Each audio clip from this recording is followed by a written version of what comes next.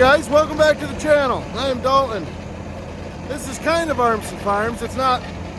We're at a neighbor's. We're helping out. This is they board some of our heifers for us, so we handle the manure up here.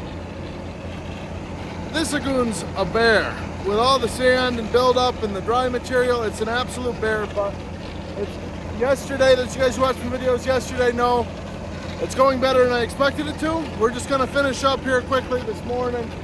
I don't know, probably 5-6 loads left in here, and we'll have her all wrapped up. But either way, moving manure, man, moving manure. Sky looks a little iffy. Chance of rain this afternoon, chance of rain tomorrow. Mother Nature's just not giving up on us here. Just kind of being miserable, honestly. But keep powering through. We're gonna get done what we can get done when we can get it done. So follow along, guys. See what else we get into today other than moving manure. Now I think we got it just about whooped. I know it looks like there's a lot in here. It's like 3-4 foot of foam. Because what happened was the sand got built up there so bad he couldn't push into it all winter. So all the manure that he spread all winter, he spread direct. He just put it in his barnyard there and he loaded on a spreader. So this was all sand, but then this from right about there all the way down and around, and those cattails were higher. That was all just straight rainwater. So very, very foamy stuff. And I mean, that's the only way I was able to cut all that sand out there that I was able to, because it was, you know, as deep as that all the way across. But the rainwater allowed me to stir it in. We have had conversations about potentially switching to sawdust up here. We'll see how that goes. But either way, ended up getting 22 loads out of here. Granted, they weren't all the way full because the tanker had so much foam in it, but that's a win. But yeah, you can see that the hose isn't moving anymore up there. Usually with the pressure, it's kind of flapping like that. I think she's about whooped. So mission accomplished up here. I got that field pretty much all covered there, so should be happy with that. Help the corn grow a little bit. Fertilizer ain't cheap, so yeah, one less field that they got to fertilize is heavy. So 4840 did her thing. Happy with that. The only downside to having this tractor on the pump is my remote plug-in on the tractor does not work, so I can't run my remote. I got to run it off the controls on the box there, but that's not a real big deal. So all in all, pretty happy. Ready to get out of here, take her back home. So this has a box here. These are all valves with the controls, or with the, tells you the function that they do.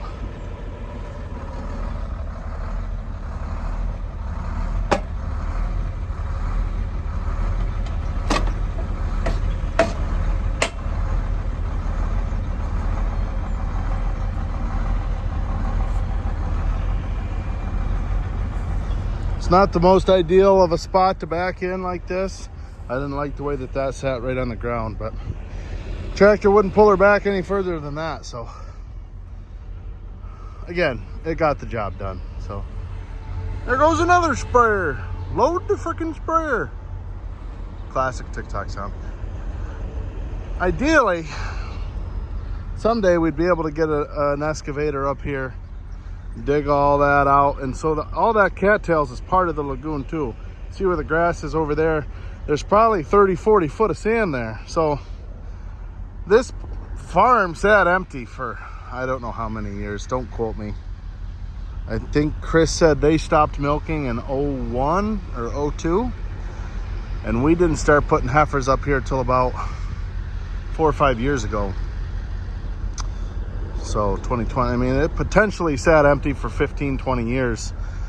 So they used to bed sand, and this lagoon just kind of dried out and the sand settled and started growing cattails, and then that adds to the material that's in it. And you know, it was an absolute, just kind of turned into a mess. So since we've been up here, we have brought our excavator up here and dug it out. Then to add more storage, we got them a long arm, and we dug out everything that you can see here.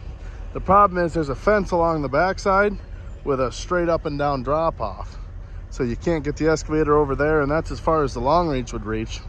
So you'd almost have to get down in there with an excavator and shuttle it over to clean that out. But if you could clean all that out, you'd add probably 2/3 more storage to this lagoon. And then if we were to switch to sawdust, it would actually be a pretty nice lagoon, to be honest with you. So yeah, long-winded way of saying we're done. We're done with her. Till probably when we take weed off, we'll swing up and we'll give them a hand. But I think I got like 1/3 of a load on here. We'll just go blast that off. I'll probably agitate this spreader on my way down there. This material's, like I said, it's waterier. Yeah, a little over half a load. So this spreader does have the agitation option. On the other side, there's a pipe that goes down the side. Just run the hydraulic valves. It shuts the manure off going to the back, and it just dumps it back in. So it circulates this thing. And this watery manure will really help just clean anything that's in there out, which there really shouldn't be anything after everything we've just done here. So yeah, you can see there that second pipe. So good deal. This is actually working out perfect. It's a slope downhill to where I'm going. So I just pulled her back, and the window's kind of a mess here, but we're just gonna stir. So I mean, that should really work any little bit of sand that's in there out. It's called precision top spreading is what that's called. Right up to the edge row. Good deal. There you go. Someone's gonna go give her a shot right after it. All right, we're back home now, fueling this rig up, and probably get the air compressor out and blow all the mud off of it. Then we'll get the pressure washer out and at least wash the tractor. We'll see what the schedule looks like. Got to put grease in the whole rig, grease the tractor, grease the spreader. But Tyler's grabbing my pickup. He's gonna swing down, pick me up. We're gonna go up, get the pump, get the load stand brought home. Want to get that back hooked the way it's supposed to be. But yeah, get all this stuff blown off of it and throw a little grease in her. Get her ready for the next time we move manure. Might be today, might not be till triticale comes off. Whatever the schedule here permits, I suppose. All right, guys, the tractor's filling up with fuel still. It's gonna take a little bit. So I figured I had a minute. I'm gonna run up to our 9560R. I noticed we were missing a lug nut in the rim the other day. So we're gonna run up and throw that in quick while we're waiting. Also, shout out to Farming, Fixing, and Fabricating, Andy Horrigan. Got to meet him, it was actually Easter Day. Bought some Oxbow parts off from him and gave me a hat. If you don't watch him, watch him. He's one of the guys that kind of encouraged me, well, not personally, but gave me the drive to want to start my own channel. I just saw other farmers out there doing their thing and watched him every night, or whenever he posted a video. So I said I ought to do this. So give him a follow if you guys don't already. I'm sure most of you guys do, but yeah. I'm going to be doing some hat swaps with a handful of channels that I like. Just kind of a cool way for YouTubers to share each other's content out there and get new viewers on each page. So shout out to him. We're gonna go up, throw that lug nut in, and I might drag the air compressor up here and we'll get that big spreader blown off. Hopefully it's all full of fuel by then. So that's the plan. Well, that was not the right lug nut. It was too short. I swung down here to George and Swede, see if they would happen to have one. They do not. York Hardware does not. Called John Deere back. They don't have one that size that's longer. So that's kind of a bust there. But keep calling around, see what we can figure out, I guess.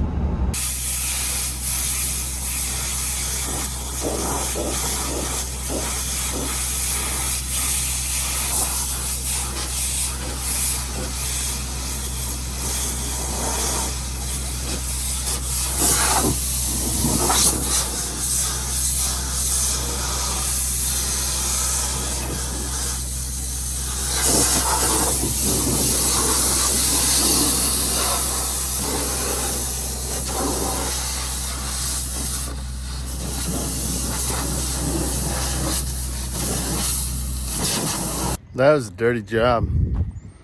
Just went around, got all the big stuff off of it. Got the tanker, the front. My air compressor overheated before I was able to get to the back, but spent about half an hour blowing stuff off of it. So now we're gonna go down and rinse her off, grease everything up good, I think. All right, well, washing that tractor didn't go too well. Pressure washer, it's having issues, so like I said, it's all blown off in grease. I just parked it. We're gonna hook this water truck up, and we got to move all that equipment back because we might start moving dirt here next day or two if this weather stays crappy like it is. It's back to raining now, so we'll get this hooked on just so that's ready to go when Todd's ready to spray and go from there. All right, well, I got that truck moved. We got equipment moved back. Tyler's going to grab the 8850.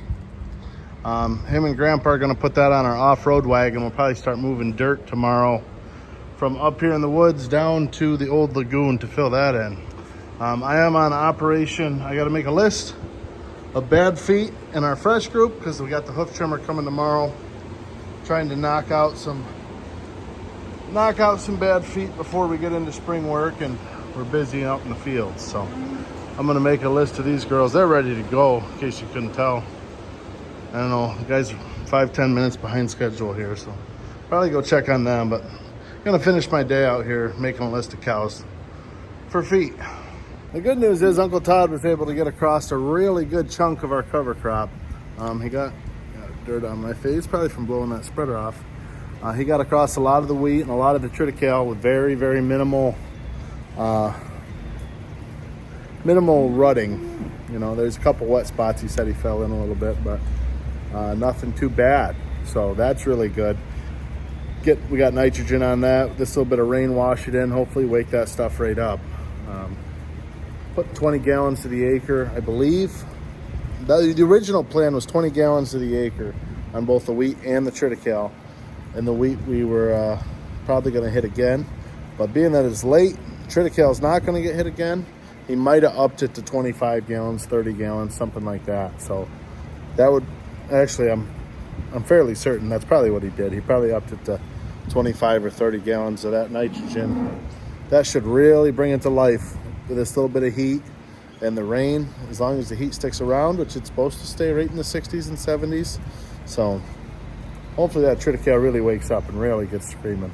It's awake, it's just hasn't had its morning coffee yet, if you catch my drift. The old 8850 just doing her thing. Getting ready to be big baller dirt hauler.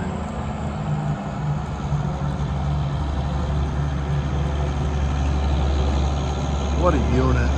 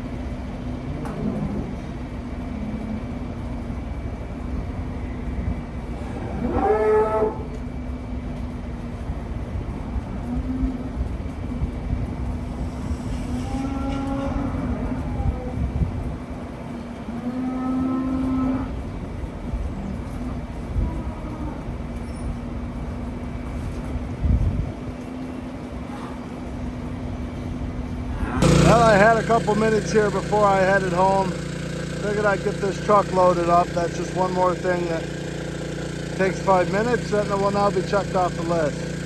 So the tender truck will be all ready to go for fall, or for spring here, for planting. But other than that, guys, that's going to do it for today's video. I hope you guys enjoyed. Hope you guys are drier than we are. This rain is really something else. So anyways, hit that like and subscribe button, guys. We'll see you guys in the next one. Rock on, guys.